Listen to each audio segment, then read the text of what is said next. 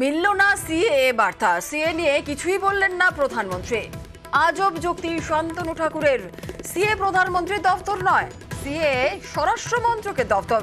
প্রধানমন্ত্রী সিএ নিয়ে বক্তব্য রাখতে পারেন না। লোকসভার আগে সিএ হচ্ছে বাংলায়, মন্তব্য কেন্দ্রীয় মন্ত্রী শান্তনু ঠাকুরের।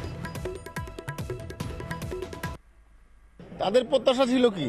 তাদের সিএ যেটা ছিল সেটা তো হবেই। প্রত্যাশা নতুন কি ছিল সেটা তো বলেই দেওয়া হচ্ছে সিএ হচ্ছে। কিন্তু নরেন্দ্র মোদী তিনি এনআরসি নিয়ে বা সিএ নিয়ে আজকের সবাই উনি সিএ নিয়ে ওনার ডিপার্টমেন্ট নয়, এটা স্বরাষ্ট্র মন্ত্রণালয়ের ডিপার্টমেন্ট, গৃহমন্ত্রীজির দপ্তর। উনি এটা নিয়ে বক্তব্য রাখতে পারেন না without consent of him. CA হচ্ছে লোকসভার আগে সিএ হচ্ছে।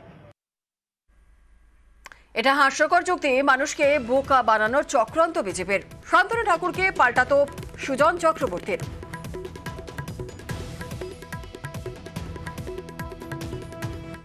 এটা একটা হাস্যকর যুক্তি।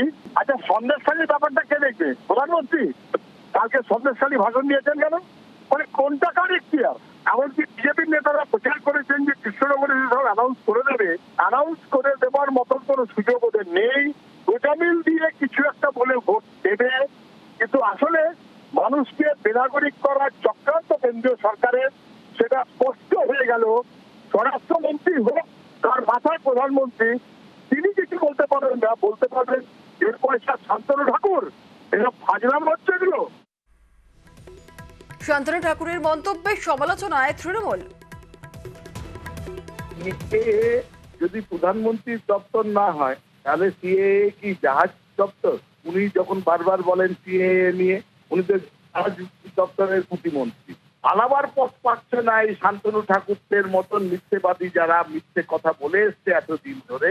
প্রধানমন্ত্রীর এই নিশ্চুপ থাকাতে এদের সব থেকে অসুবিধে হয়েছে যে মিথ্যে কথার আশ্রয় নিয়ে এতদিন চলছিল সেটা এবার সামনে চলে এসছে। সিএ নিয়ে দ্বিধায় আছে বিজেপি, দাবি কংগ্রেস নেতা অধীর রঞ্জন চৌধুরীর। নাগরিক আইন, এনআরসি এখন ঘুমাচ্ছে। এনআরসি উঠ তোকে বাজারে যেতে হবে ভোট নিতে, তো ওইটা স্টকে দিয়েছে অমিত শাহর জন্য। কারণ এখনো রুলটা তৈরি হয়নি। 2019 সালে আইনটা পাস হয়ে গেছে, যদি হওয়ার তাড়াতাড়ি হয়ে যেত। দ্বিধায় আছে কেন? এটা হলে আবার আসামের গন্ডগোল লেগে যাবে, এটা হলে আবার নর্থ ইস্টের গন্ডগোল লেগে যাবে, তাই এটা স্টকে রেখে দিয়েছে। যেমন যেমন বাজার তেমন তেমন ছাড়া হবে। মতুয়াদেরকে তাদের মতো করে মতুয়াদেরকে বুদ্ধু বানানো হবে। মিলল না সিএ বার্তা, মিশ্র প্রতিক্রিয়া মতুয়াদের।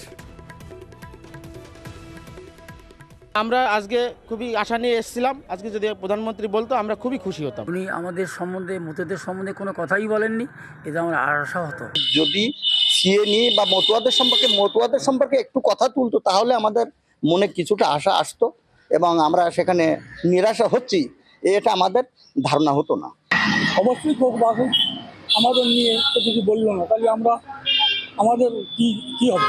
আমাদের ওখানে উল্লেখ যখন হলো না, ঠাকুর বাড়ি উনি আসলেন, সেখানেও বহু উল্লেখ হলো, অনেক কিছু হলো, কিছু আমরা বুঝতে পারতেছি না।